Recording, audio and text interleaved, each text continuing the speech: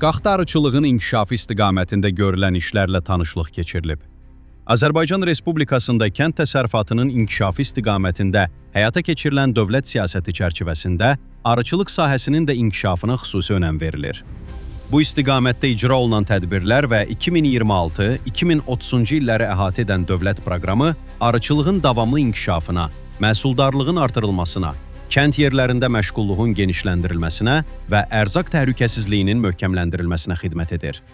Zəngin flora və əlverişli təbii şəraitə malik Qax rayonu ölkənin əsas arıçılıq mərkəzlərindən biri hesab olunur.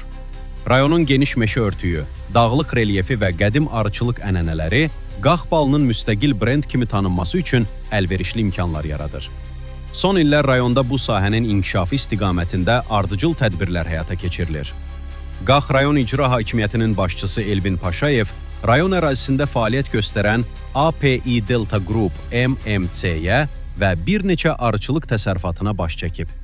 Səfər zamanı müəssisələrdə mövcud vəziyyət, istehsal prosesi və mövsüm ərzində görülən işlərlə yaxından tanışlıq olub.